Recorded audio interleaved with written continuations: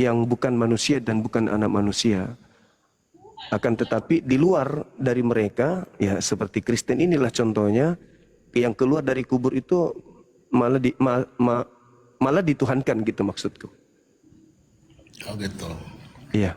Tapi kan abang tadi bilang orang Yahudi tidak akui, kan enggak lah. Banyak Yahudi kan Kristen juga di sana. Termasuk ke-12 murid kan itu kan orang-orang Yahudi semua yang menulis Injil itu kan. Mereka menyaksikan bersama-sama Yesus. Kan mereka Yahudi. Tadi bilang abang bilang kan orang Yahudi kan tidak semua Yahudi yang ini ya. Memang kan ada yang masih belum percaya itu yang Yahudi ya. Tapi orang Yahudi banyak Kristen juga kok. Iya, betul Bang. Taruhlah misalnya ke-12 murid ini menjadi Kristen, artinya mereka menyembah manusia yang keluar dari kubur pada hari ketiga. Tapi secara otoritas Yudaism hari ini itu tidak menjadikan Yesus sebagai Tuhan. Mereka masih menyembah kepada Tuhan yang menyatakan diri kepada Abraham, Ishak dan Yakub. Ya, setuju. Iya. Setuju. Masih. Artinya mereka tidak menggantikan Tuhan yang lama menuju kepada penyembahan Tuhan yang disembah oleh saudara Kristen yang bangkit dari kubur gitu, Bang. Ya, bukan Kristen, ada Kristen Katolik kan, Kristen Protestan, toh. Iya. Intinya itu agama besarnya itu kan banyak denominasi juga, tahu gitu. Nah, sekarang memang banyak Yudaisme yang memang mereka belum akui Yesus itu sebagai yang pernah dijanjikan, kan gitu. Tapi itu bukan yang soal. Kepercayaan kita kan sudah pernah dibuktikan. Kan abang ini kan gini. Saya tidak mau saya juga kan masih awam, saya bukan pendeta juga kan. Iya Bang. Yes.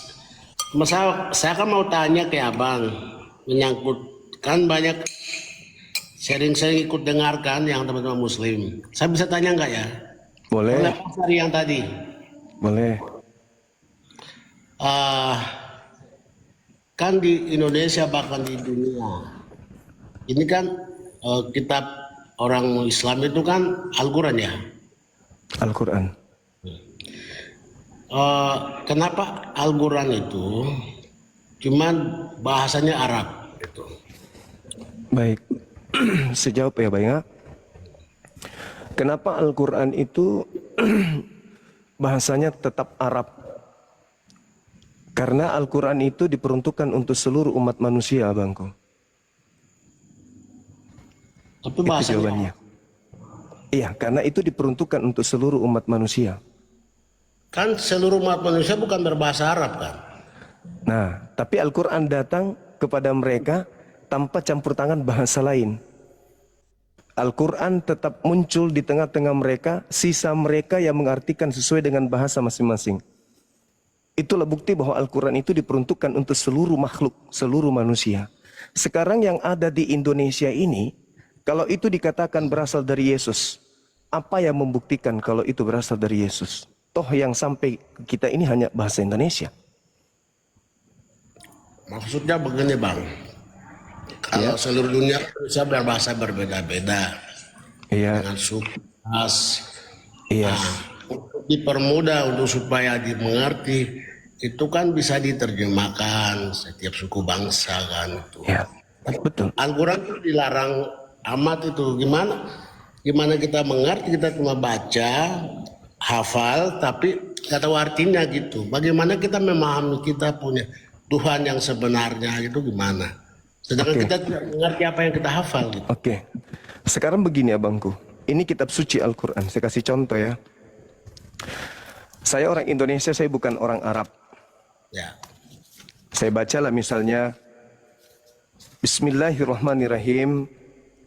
Alhamdulillahirabbil alamin. Ini saya tidak tahu artinya. Lalu saya cari. Tapi yang awam kan nggak tahu, cuma hafal, tapi nggak tahu artinya kan. Tunggu abangku. Jadi saya cari terjemah. Saya cari terjemah.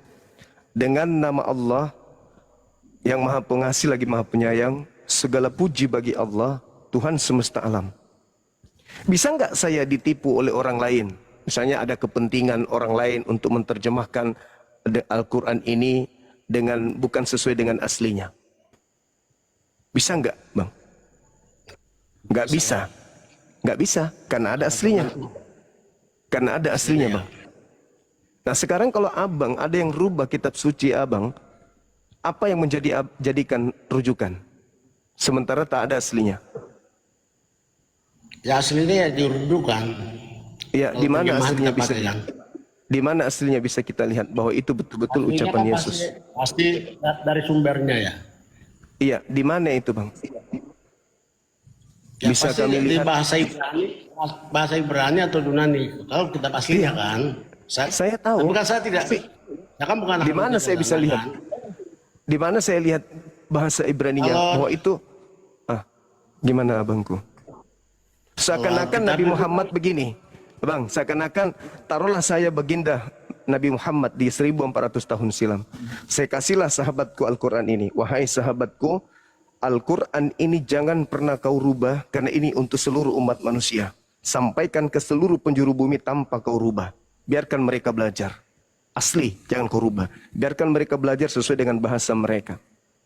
Tapi kalau sebaliknya, Yesus berfirman dan mengatakan, ini kitab silakan kau pakai bahasamu masing-masing. Kau gunakan sesuai dengan bahasa kalian, silakan. Mana saya bisa tahu kalau itu ucapan Yesus? Mana saya bisa tahu kalau itu ucapan Tuhan? Terjemahan yang saja bahasa Inggris atau bahasa Indonesia, bahkan bahasa suku-suku pedalaman sekalipun. Termasuk punya bahasa daerah juga ada terjemahannya juga. Itu tidak akan lari dari Alkitab. Tidak mungkin orang tipu. Bagaimana abang tahu kalau ini sudah benar? Sementara di antara terjemahan versi masing-masing punya beda. Antara terjemahan dan terjemahan lain itu banyak perbedaan. Mana yang asli? Mana yang dari mulut Yesus? Abang, Alkitab yang asli, kalau abang tanya itu kan pasti ada manuskripnya. Ada ya mana? Ibrani. Mana bang? Bagaimana mungkin supaya saya tahu bahwa ini betul-betul dari Yesus, mana buktinya? Abang tanya aja yang orang-orang yang itulah gitu. Pasti ada aslinya. Kalau Al-Quran kan baru dicetak 1924 kan, di Kairo kan, baru tahun 1900 dong. Apanya bang? Di mana Al-Quran itu yang asli sedangkan baru cetak di Kairo. Al-Quran itu bang dihafal dari zaman baginda Rasulullah Muhammad SAW. Para sahabat itu, Al-Quran itu, nabiku itu tidak bisa membaca dan tidak bisa menulis. Jadi Al-Quran itu diterima dengan cara lisan. Jadi Nabi Muhammad menerima wahyu, Iqra bismi rabbikal ladzi khalaq. Sahabatnya mendengarkan, Iqra bismi rabbikal ladzi khalaq. Jadi Nabi Muhammad dalam risalah kenabiannya dihabiskan dengan mengajarkan Al-Quran tok. Dia menerima Al-Quran selama 22 tahun. Dan Nabi nggak bisa ini menulis membaca gitu ya? Ya, beliau tidak bisa kemudian membaca dan menulis. Sehingga apa yang keluar dari mulutnya itu bukan dari hasil belajar, bukan dari hasil membaca, bukan dari hasil menulis, tetapi masuk ke dalam dirinya firman dari Roh Kudus, lantas disampaikan kepada sahabat, sahabat kemudian menghafalkan. Oh gitu. Kok bisa gitu? Masa Nabi gak bisa menulis, gak bisa membaca? Kalau dia bisa menulis, bisa membaca, itu terindikasi apa yang tertulis di kitabnya itu adalah karangannya sendiri. Sama seperti Paulus menulis 13 buku, karena dia ahli Torah, ahli kitab. Dia orang Farisi, ahli terhadap kitabnya orang Yahudi. Makanya Paulus itu bebas menulis apa saja, karena dia pintar, dia cerdas. Oh gitu. Jadi iya, Bang. Al-Quran ditulis oleh sahabatnya ya? Sahabat, dihafalkan oleh sahabatnya, dituliskan oleh sahabatnya. Dan ketika Nabi Muhammad menyampaikan, misalnya yang tadi, Alhamdulillahirrabbilalamin, sahabatnya semua menghafalkan, Alhamdulillahirrabbilalamin. Tidak ada boleh berubah. Makanya ada dikatakan ijazah. Ijazah itu berasal dari bahasa Arab, kaidah Islam. Artinya kalau orang itu sudah mumpuni, orang itu sudah bisa, maka dia diberi ijazah. Tanda bahwa legalitas sudah bisa ngajar. Jadi kalau misalnya Nabi Muhammad mengajarkan sahabatnya, terus Nabi Muhammad menguji dan sudah layak kemudian untuk mengajar, maka Nabi Muhammad memberikan ijazah kepada murid, kepada sahabatnya untuk mengajar yang lain. Begitu seterusnya sampai hari ini di sini, di Indonesia. 1400 tahun silam. Makanya di dunia manapun bang, kalau ada orang membaca Al-Quran salah, pasti sedunia bergemuruh. Itu salah bacaannya, itu keliru bacaannya. Kenapa? Karena Al-Quran sudah mendunia, orang tahu. Betul, Alkitab dan mendunia, Al-Quran sedikit kok. Iya, dia ini juga mendunia bang. Tapi kalau abang duluan daripada Al-Quran kan? Tidak mendunia bang. Bible itu tidak mendunia. Kalau abang mau buktikan, Anda ke Jepang, Anda ke Jepang, dengarkan orang di sana baca Bible, Anda tidak akan pernah tahu apa itu dibaca. Karena Artinya iya, artinya Bible Indonesia cuma untuk Indonesia, Bible Jepang hanya untuk Jepang, Bible Amerika untuk Amerika, tidak mendunia dia. ya, isinya sama dengan asli kan? Tidak bisa Anda mengatakan sama kalau abang tidak punya aslinya. Kan tadi kayak abang tadi baca terjemahan kan sama dengan asli itu kan? Nah sekarang bang, saya tanya, oke itu sampai situ. Nabi Muhammad itu kira-kira keturunan dari siapa? Nabi Muhammad SAW itu jelas keturunannya dari Nabi Ismail. Ada dua, Ismail itu bang, dari apa Abraham kan? Anaknya Abraham. Iya betul. Jadi ada dua kemudian bangsa di atas muka bumi ini yang gencar, yang kuat memegang silsilahnya itu Yahudi dan bangsa Arab. Mereka itu kuat bin. Keturunan Nabi Abraham itu cuma khusus untuk Yahudi bukan Arab, itu salah. Oh, Anda berarti Anda dikutuk berarti sama Elohim. Di Kejadian 12 nomor 3, barang siapa yang mengutuk engkau Abraham, maka aku akan mengutuk mereka. Berarti Anda menganggap Ismail itu bukan anak sah. Anak, tapi kan mereka pasti Yahudi. Kenapa bisa? Sedangkan di Kejadian 17 nomor 23, maka Abraham dan anaknya Ismail menyunatkan diri mereka.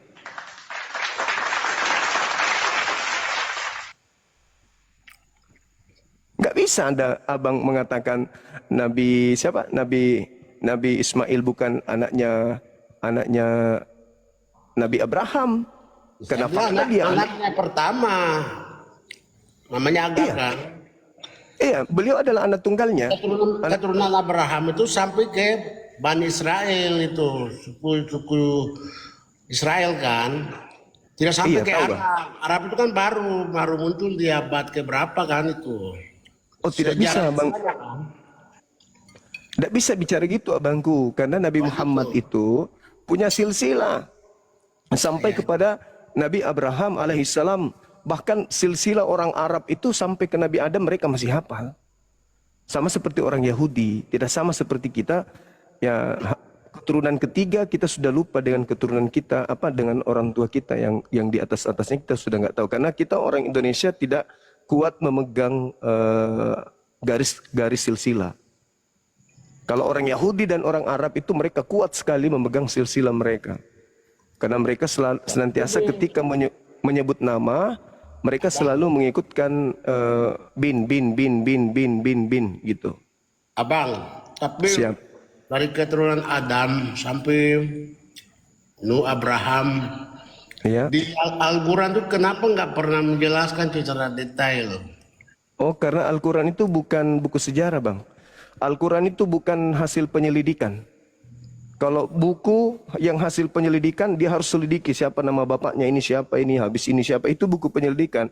Kalau wahyu dari Tuhan itu bukan buku seperti itu penyelidikan. Jadi apa yang dibutuhkan oleh manusia itu yang disampaikan. Tapi di Al-Quran kan ada banyak nabi-nabi, ada Nabi Isa, ada Nabi Abraham, Iya, Nabi itulah. Adam, ada Ibu siapa? Yesus, Ibu Isa, Maryam ada. Itu kan sejarah kan? Iya, itu diceritakan Cerita. terkait ya, diceritakan Itu sejarah tuh gitu. iya, tapi Al-Qur'an bukan buku sejarah, Bang. Masa Allah yang wahyukan kepada Muhammad nama Isa, nama Maryam, kan gimana ceritanya? Ya iya. Allah memberikan wahyu kepada Nabi Muhammad, kemudian kenapa diceritakan tentang Nabi Isa? Karena ada yang menyelewengkan ajarannya Nabi Isa ketika Nabi Isa datang di tengah-tengah Bani Israel. Ada yang menganggap Nabi Isa itu Tuhan, ada yang menganggap Nabi Isa itu disalib, ada yang menganggap Nabi Isa menyetarakan dirinya dengan Tuhannya. Maka Al-Quran datang meluruskan itu. Makanya ada tema ini, Bang. Siapa yang keluar dari kubur itu? Tapi di Al-Quran itu Nabi Muhammad namanya sedikit daripada Nabi Isa dan Nabi yang lain-lain. Nah, itulah bukti bahwa Al-Quran itu, salah satu bukti bahwa Al-Quran itu adalah wahyu dari Allah, wahyu dari pencipta langit dan bumi. Tujuannya untuk kemudian mengangkat harkat martabat manusia secara keseluruhan, bukan mengangkat derajat martabat Nabi Muhammad seorang saja. Kalau Nabi Muhammad kemudian mau mengangkat dirinya, karangannya sendiri, maka Al-Quran akan berisi lebih banyak nama ibunya. Ibunya tidak disebutkan satu kali pun dalam Al-Quran. Tapi kalau Nabi Isa dengan ibunya itu acap kali disebut di dalamnya. Artinya tujuan Al-Quran itu memang untuk meluruskan manusia. Bukan untuk mengangkat kelompok tertentu atau untuk mengangkat derajat seseorang tertentu. Begitu, Bangku. Makanya Al-Quran itu... Ini Abang gini, kan kita di HP ini kan ada aplikasi juga Al-Quran, ada Alkitab, ada. Kita lihat terjemahan dari bahasa Arab ke Indonesia itu kan hampir rata-rata itu Al-Quran tuh jiblat dari Alkitab semua katanya kayaknya. Ada sedikit bisa. Tidak bisa, Bang, tidak bisa. Kenapa? Tidak bisa. Pasti dari Alkitab, cuman tidak utuh gitu. Apa potong-potong gitu. Tidak bisa, Bang, karena Bible Indonesia itu dari Belanda. Ada yang dari Portugis. Biblenya orang Kristen. Sedangkan Al-Quran itu 1400 tahun silam. Itu sudah 1400 tahun silam. Sedangkan penjajah masuk ke Nusantara itu di abad ke-14. Baru masuk ke Indonesia, Nusantara ini. Berarti kalau abad 14 itu ya lebih duluan Al-Quran. Abad ke-7, 800 tahun lebih dulu Al-Quran. Baru kemudian penjajah masuk ke Nusantara. Bukan, abad ke-17, abad ke-17, sorry. Ada yang 16, 17.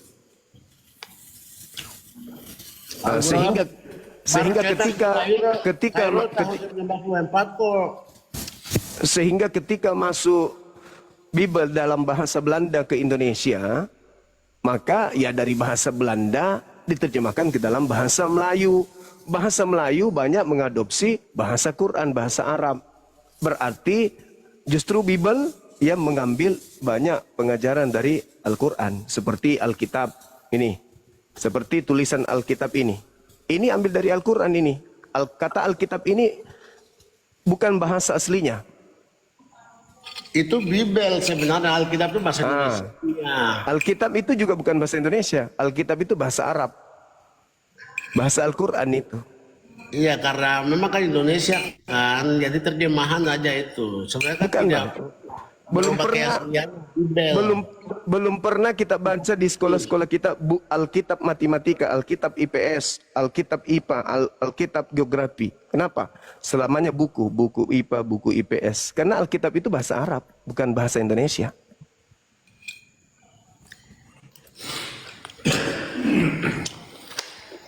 Tapi Abang, gimana ceritanya kalau Al-Quran baru dicetak tahun 1924?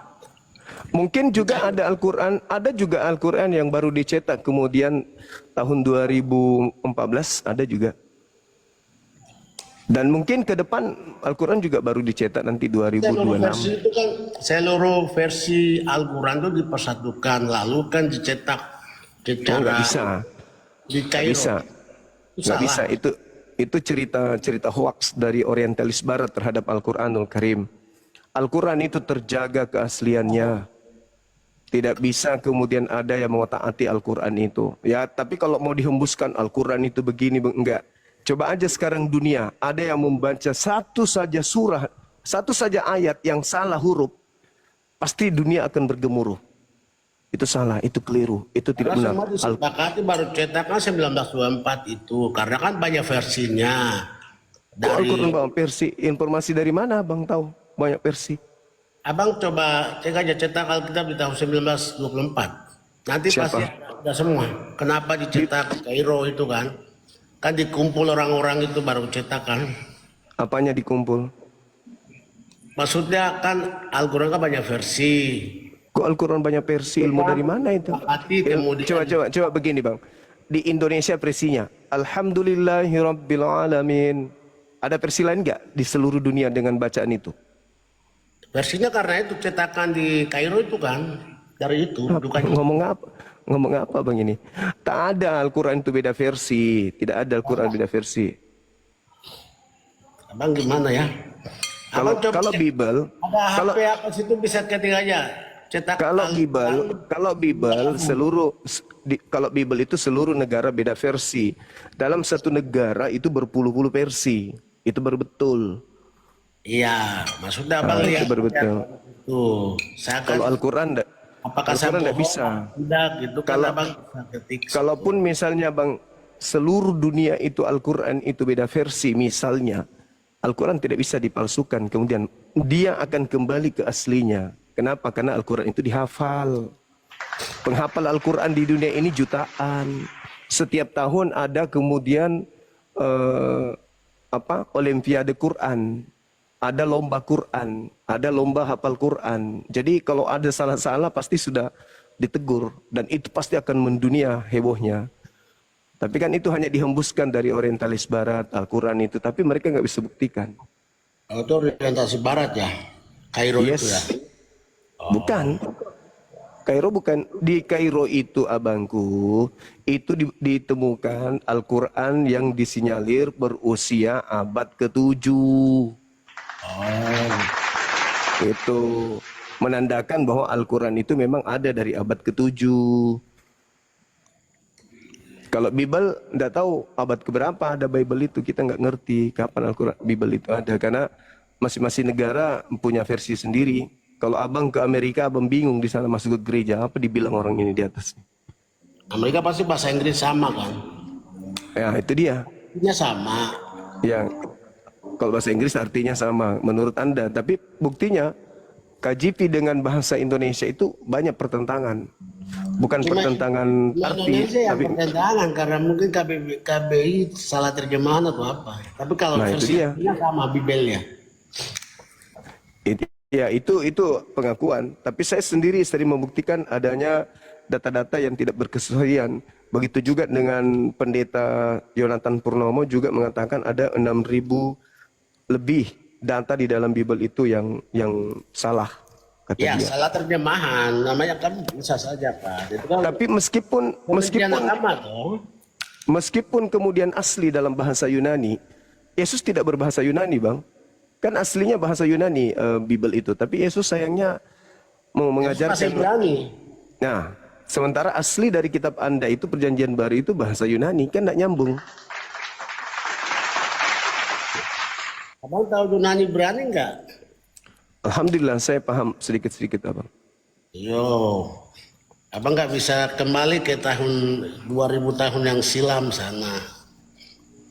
Oh, itu juga pendeta enggak ada yang bisa bahas. Thank you. Ada yang lain mau naik. Terima kasih. Oke. Makasih Saudara Turios, sehat selalu, Bang. Makasih, salam kenal.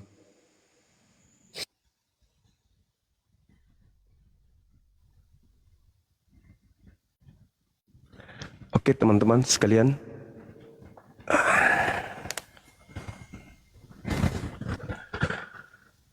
Semangat malam. Malam. Halo. Saudara Randy.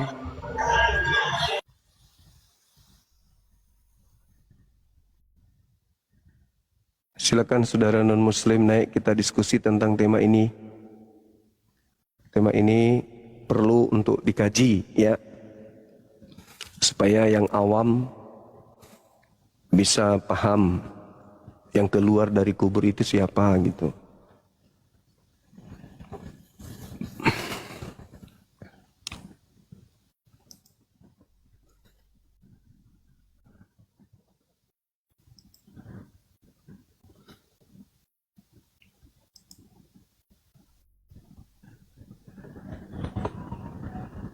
Halo? Halo? Halo?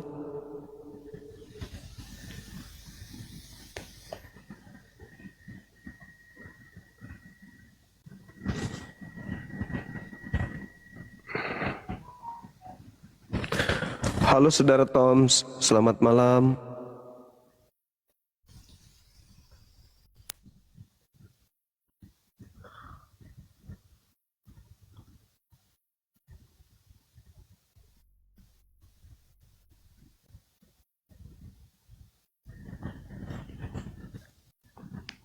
Kesempatan kedua, Saudara Randy, selamat malam. Ya, selamat malam. Iya, Suara dari saya Katolik. jelas ya? Jelas, Katolik atau Protestan, Bang? Oh, saya Protestan. Oke, bisa buka kameranya? Untuk privasi nggak apa-apa ya. Saya tutup nggak apa-apa ya. Teman-teman kita mensyaratkan kita untuk buka kamera abangku. Oh, kebetulan saya nggak apa pula untuk membuka kamera. Kalau untuk bercerita-cerita nggak apa-apa kalau diizinkan. Tapi abang ada Bible di situ. Ada, pasti saya ada. Oh, berarti penggiat apologet juga ya? Ya, mungkin kita pernah ketemu sebelumnya mungkin di media sosial ya. Nggak tatap bertatapan secara langsung. Oke, Bang. Saya ingin tahu ya, abang boleh buka Mazmur 118? Mazmur 118. Iya. Ya. Iya. Nomor dua-duanya. Bentar ya. Siap. Kenapa dengan Mazmur 118, Bang? Penasaran aja Bang, itu untuk siapa gitu loh. Saya tiba-tiba aja mikir, ini dalil Maksudnya? kok keren kali, ini nubuat tertuju untuk siapa? Ya, enggak dulu ya. Silakan. Belum saya baca juga ini. Mazmur 118 ya. Iya, nomor dua-duanya Bang. Saya kira tadi nanya apa tadi Alkitab untuk apa? Rupanya Enggak. mau nanya ayat rupanya. Iya, saya pingin tahu Belum dari saya abang siapkan ini ya. pula tadi. Ya, ntar ya, saya ambil dulu ke laci dulu bentar. Boleh.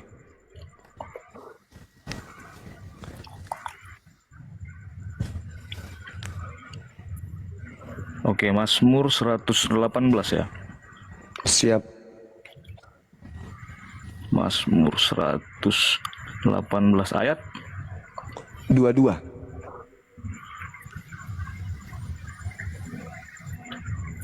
Batu yang dibuang oleh tukang-tukang bangunan telah menjadi batu penjuru.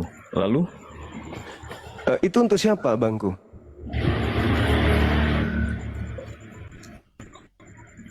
Kalau ditanyakan itu untuk siapa, dari kita kan harus baca dulu di dalam Alkitab ini Perjanjian Lama, Perjanjian Baru itu kata.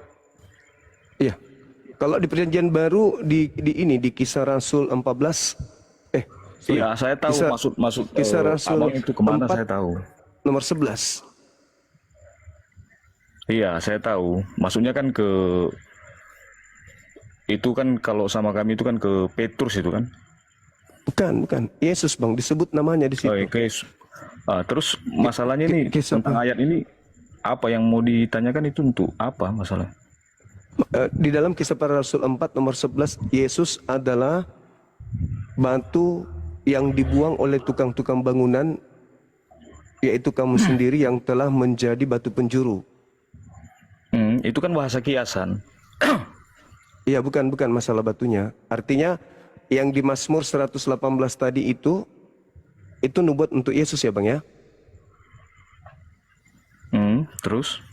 Karena disebutkan di Kisah Rasul 4:11 itu Yesus adalah batu penjuru yang dibuang oleh tukang-tukang bangunan. Ya, terus? Berarti sama dengan yang ada di Mazmur 18 nomor 8 tadi. Berarti Yesus Ya, ini itu ada di Matius, di Markus, di Lukas, di Petrus pun, di Kisah Para Rasul pun ada juga ayat itu. iya, berarti kuat kali Yesus ini memang batu penjuru. Terus? Iya. Yesus adalah Intinya- batu penjuru. Intinya mau abang sampaikan maknanya apa nih? Maknanya Yesus itu benar ucapan dia di dalam Lukas 24 nomor 44 bahwa harus tergenapi semua yang tertulis tentang dia di dalam kitab Mazmur. Terus? Nah, kalau batu penjuru itu dituliskan di dalam Lukas, Markus, Matius, Yohanes, dan Yesus mengatakan harus tergenapi seluruh yang tertulis tentang dia di dalam kitab Mazmur. Di Mazmur 118 tadi itu Bang, nomor 17-nya boleh dibaca nggak? Ya, nomor 17-nya ya. Aku Iya. tidak akan mati tetapi hidup, dan aku akan menceritakan perbuatan-perbuatan Tuhan. Itu siapa yang tidak akan mati Bang? Bentar ya. Kalau abang tanya mendadak begini pun ini kan Mazmur ini kan kitab nyanyian yang ditulis Daud kan gitu. Ini pun harus kita baca dulu dari atas. Karena ini kan, makanya kalau kita membaca Alkitab ini mengenai perjanjian lama, itu ada yang bahasanya bahasa kiasan, bentuknya alegoris. Jadi kalau kita maknain dia sepenggal-sepenggal ayat, itu pun nggak bisa juga. Seperti Tadi batu mau abang tanya di penjuru. ayat 17 gitu. Tadi batu penjuru Yesus, terus yang berkata aku tidak akan mati siapa? Tangan kanan Tuhan berkuasa meninggikan, tangan kanan Tuhan melakukan keperkasaan. Iya, itu siapa? Menurut abang itu siapa? Tadi kan abangnya Karena sendiri yang menyebutkan. Iya, ini kan saya baca kan, saya kan nggak mungkin juga menjawab sesuatu yang belum saya simak ini kan. Ini ayat ini kan banyak ini di perjanjian lama. Kalau abang tanya mendadak itu ayat per ayat sama saya itu siapa, nanti saya jawabnya asal-asal kan gitu. Biar abang aja, mungkin abang udah baca semua ini kan gitu. Bagaimana kalau saya dengar aja langsung dari abang ini, maknanya apa ini mengenai 17 ini menurut abang? Kalau saya, pertama Yesus mengatakan di dalam Lukas 24 nomor 44 harus tergenapi semua yang tertulis tentang aku di dalam kitab Mazmur. Aku ini batu penjuru. Tadi abang juga mengatakan bahwa Yesus batu penjuru, banyak diceritakan tentang Yesus. Nah, Petrus berkhotbah nih di dalam Kisah Para Rasul 2 nomor 29 sampai 33 bahwa Apa ini, Mesias yang dinubuatkan oleh Nabi Daud itu tidak akan mengalami kematian, jasadnya tidak tinggal di kubur, tetapi dia akan diangkat oleh tangan kanan Tuhan yang Maha Kuasa. Dia ditinggikan oleh tangan kanan Tuhan, sama seperti yang Mazmur 118 nomor 16 nomor 17 yang tadi. Oh, saya mengerti maksud Abang Zulkifli ini. Menurut Abang kan begini, artinya Yesus itu tidak pernah mati disalib kan begitu? Betul.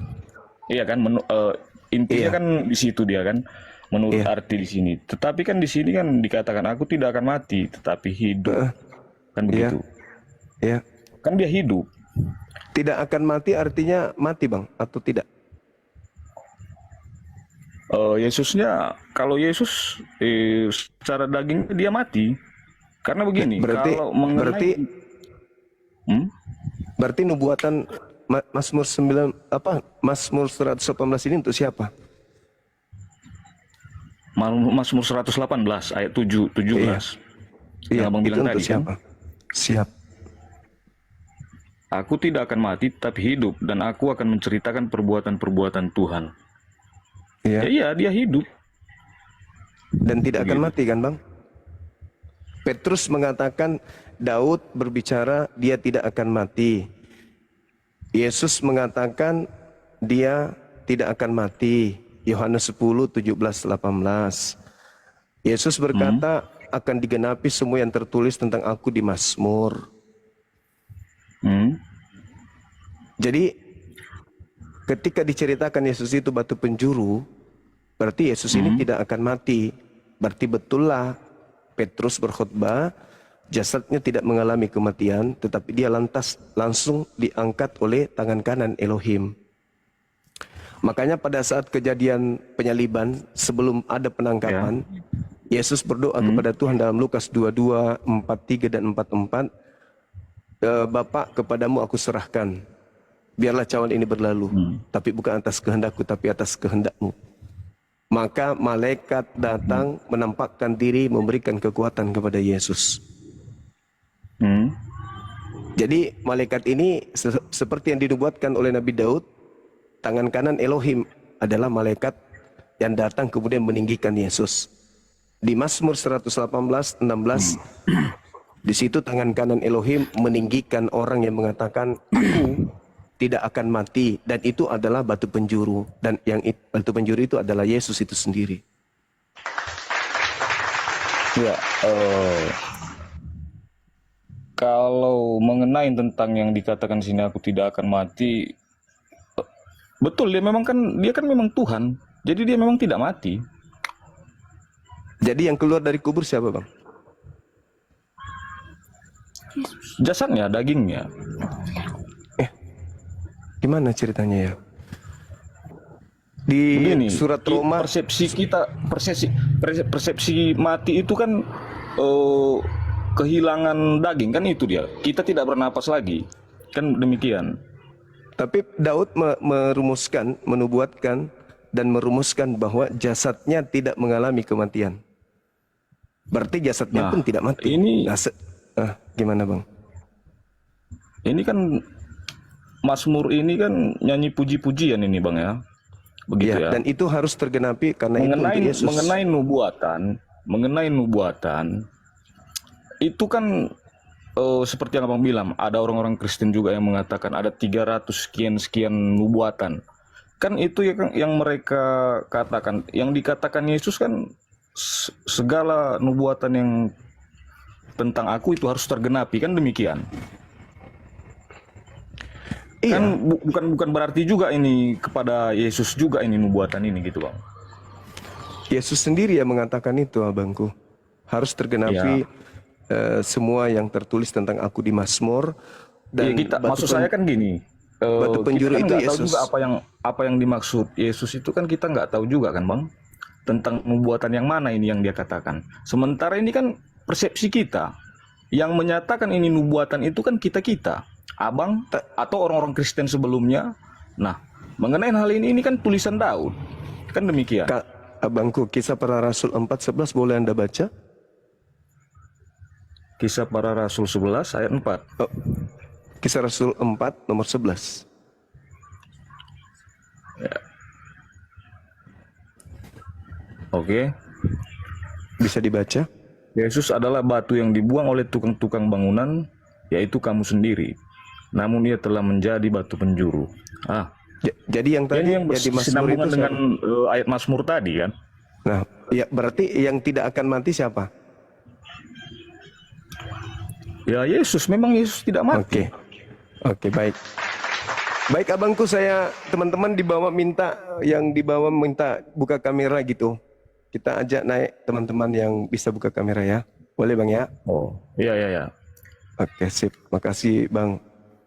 Thank you. Salam kenal. Salam kenal. Siap.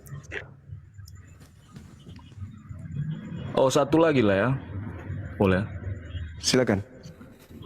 Mengenai Yesus kan begini. Ada juga sebagian orang-orang kita Kristen kan yang menyatakan Yesus adalah 100% manusia dan 100% Tuhan. Kalau saya memaknainya kan tidak demikian begitu. Kalau Yesus itu adalah firman. Pada mulanya adalah firman itu bersama-sama dengan Allah, dan firman itu adalah Allah. Kan demikian di Yohanes 1 ayat 1 itu kan. Kalau dikatakan dia manusia, itu juga tidak tepat, karena yang dikatakan manusia itu lahir dari seorang ayah dan ibu. Begitu. Kita yang disebut Adam manusia, bukan manusia. Yesus Berarti secara penampakan dia dikatakan manusia, secara penglihatan pada zaman itu. Nah, tapi kalau dikatakan kan berbeda persepsinya ketika dinyatakan Yesus adalah 100% manusia dan 100% Tuhan. Seakan-akan kan ada orang kan bingung jadinya begitu. Orang bingung seakan-akan dia mempunyai sosok ganda begitu. Tetapi kan Yesus tidak pernah terlahir dari seorang ayah, ya, dengan berhubungan dengan seorang ibu, lalu lahirlah seorang anak yang dikatakan juga anak manusia begitu. Nah, yang dikatakan manusia itu begitu. Jadi kalau yang dikatakan 100% dia manusia, 100% Tuhan itu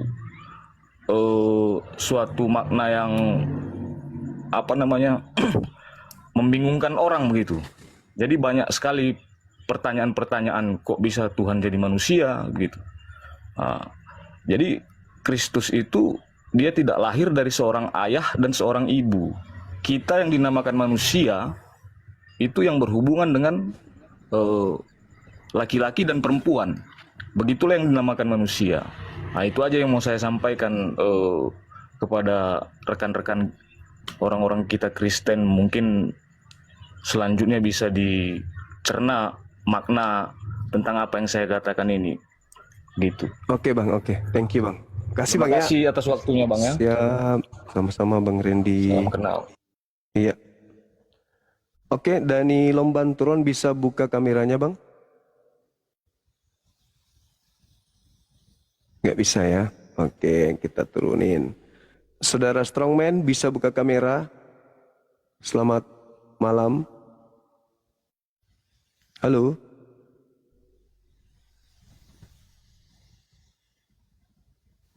Tidak bisa. Kita turunin. Kalau bisa teman-teman yang naik langsung buka kamera ya. Nggak tak perlu lagi ditanya untuk buka kamera. Silakan Saudara Nathanael. Buka kameranya Bang. Ya, Silakan.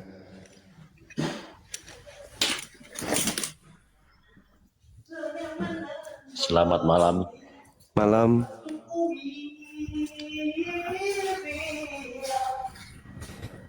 Mantap sekali ya Bang. Saya kurang ini apa? Kurang setuju dari apa yang saya beberapa detik dengar tadi. Siap. Menurut saya, Abang dari benar Katolik? sih, Abang. Saya Protestan. Protestan. Saya bukan, ya saya nggak pernah apa itu belajar Alkitab baik, juga jemaat biasa, juga nggak pernah kuliah tentang Alkitab. Ya soalnya jemaat biasa lah.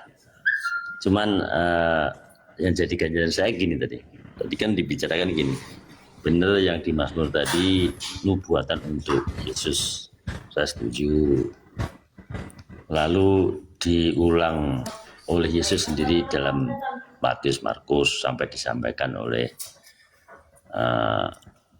Petrus tadi dalam Sahabat Rasul. Saya setuju. Yang nggak setuju itu gini, Yesus nggak pernah mati. Yesus hidup kan, ya. Nggak mati kan, enggak. Saya nggak setuju. Dalam nubuatan Mazmur itu benar-benar batu penjuru itu hidup. Benar. Halo, suara saya bisa didengar? Nah, bukan nggak pernah mati. Artinya sekalipun Yesus mati, dia tetap hidup. Jadi kalau yang di sini yang ditulis apa, siapa yang keluar dari kubur, Yesus jawabannya. Berarti Ada mati dua Bang. orang yang pernah Berarti mati. hidup dia, Mati Bang. hidup dia. Mati. Orang mati nggak bisa keluar dari orang mati. Berarti Bisa kalau keluar dari kubur. kalau begitu itu bukan Yesus. Berarti yang keluar dari kubur itu bukan Yesus Bang. Kalau Karena dia mati. Karena dia mati Bang. dalam nubuatan, ya toh, memang dia tidak mati hidup, ya toh. Tapi dalam kenyataannya waktu itu, jadi gini, sebelum Yesus ada, sudah ada nubuatan, di sini paham ya? Itu Sebelum nubuatannya Yesus tadi datang Mazmur ke dunia. 118, nubuatannya dia tidak akan mati. Berarti yang mati, yang keluar dari kubur bukan Yesus, Bang. Nah, ini salahnya di sini. Yang Mati salah saya yang atau apa? dimaksud sampean. Gini. Kok bisa? Bang Anda Simon. ngerti nggak? Nah. Dia tidak akan mati. Kalau tidak akan mati, mati. Jangan paksakan Betul. keadaan. Loh, Bukan tidak paksakan. Gini. gimana? Yang sampean, saya bilang sampean aja. Yang sampean bilang mati itu benar-benar mati dan tidak bisa hidup kembali. Nah, begitu mati dia tidak bisa keluar. Bukan itu maksudnya. Di situ dikatakan dan tidak akan mati. Kalau Anda baca nomor 12-nya lebih menarik lagi dari Mazmur 118 itu. Orang-orang ribuan mengelilingi aku. Mereka akan mengelilingi aku. Mereka akan meneriaki aku. Demi Tuhan, sesungguhnya aku tidak akan pernah kemudian kalah. Aku pukul mundur mereka. Aku tidak akan mati. Nah, tuh. Iya, betul. Begini ya. Hah, Maksudnya begini. Seandainya pun kok seandainya, Bang? Ini nubuat tidak akan bukan. mati kok. Betul. Maksudnya tidak akan mati itu bukan berarti terus dia hidup terus gitu, enggak. Itu hanya Lah kan Petrus, Daud juga meramalkan bahwa jasadnya tidak mengalami kematian. Daud yang meramalkan cucunya sendiri. Nah, ini saya setuju. Itu Nah. yang dibilang abang tadi bahasa kiasan. Loh, bahasa kiasan. Jasadnya tidak Jadi- mengalami kematian. Tubuhnya tidak mengalami kematian. Jasad ini, jasad. Dan dia Betul. tidak ditinggal Saya di setuju. kuburan. Dia tidak ditinggal di alam kubur. Itu nubuat Daud kepada cucunya. Yesus. Betul. Berarti yang keluar Saya dari setuju. kubur itu bukan Yesus. Gini ya. Gimana orang ini? Yesus bahasa yang tidak lainnya. mati. Jadi gini. Yesus tidak mengalami kematian. Berarti bukan dia yang keluar dari kubur. Lah, Bukan begitu. Bang, Bukan kalau dia mengatakan aku tidak akan mati, entah sedetik, 2 detik, 4 detik, aku tidak akan mati. Apakah orang itu akan mati? Nggak ada detik-detiknya. Lah, saya tanya sama Abang, kalau dikatakan aku tidak akan mati, pertanyaan saya, apakah orang itu akan mati? Enggak. Nah, gitu dong. Berarti yang keluar dari kubur siapa? Yesus. Mati dong. Yesus yang keluar dari itu. Berarti Enggak. ada 2 Yesus. Berarti Bukan, ada 2 bukan. Yesus. Bukan 2 Yesus, satu aja. Lah, Yesus Jadi begini. satu tidak mengalami mati. Yang keluar dari kubur mengalami mati. 2 dong. Mana yang Bukan 2. Lalu jadi gimana ceritanya? Aku tidak akan mati. Aku tidak akan mati tetapi hidup.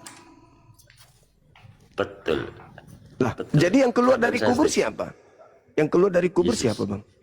Nah, berarti Yesus. itu bukan asli. Karena itu Asli. mengalami mati.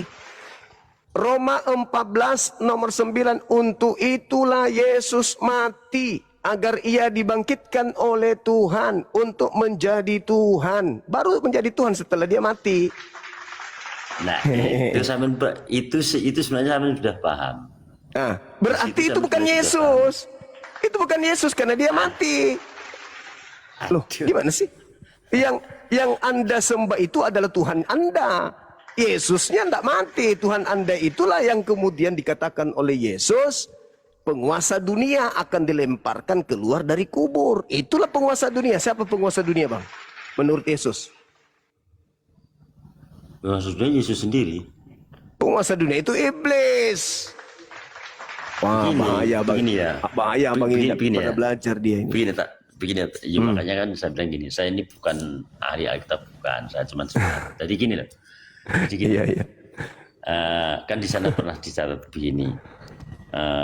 Dia akan digiring seperti domba kelu ke pembantaian dan tidak. Nah, itu cerita yang muncul Ini, belakangan setelah penyaliban. Betul. Nah, itu cerita yang Ini nanti disusun.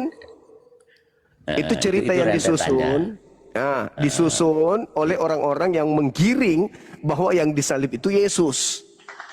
Mazmur tertulis sebelum ada tragedi penyaliban. Yesus berkata, iblis sedikit pun tidak berkuasa atas diriku sebelum penyaliban. Yesus mengatakan sekarang juga penguasa dunia yaitu iblis akan dilemparkan keluar dari alam kubur. Waspadalah kepada penyesat yang datang kepada kalian dengan mengaku-ngaku Yesus Kristus. Itu bukan aku, jangan kau percaya. Jadi jangan dipaksakan ketika Yesus mengatakan aku tidak akan mati, lantas dia mati. Itu lucu, itu pemaksaan, Bang.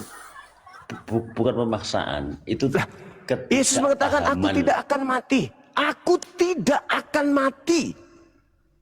Betul, saya setuju. Lalu yang minum anggur betul. di Yohanes 19 nomor 30, lalu dia mengecam anggur, lalu dia menyerahkan nyawanya, lalu matilah dia, itu siapa? Waktu sama Judas itu. Waktu disalib. Itu siapa? Dikatakan bahwa lalu menyerahkan nyawanya, maka matilah dia. Itu siapa yang mati? Yesus. Lah, yang tadi yang mengatakan aku tidak akan mati siapa? Itu yang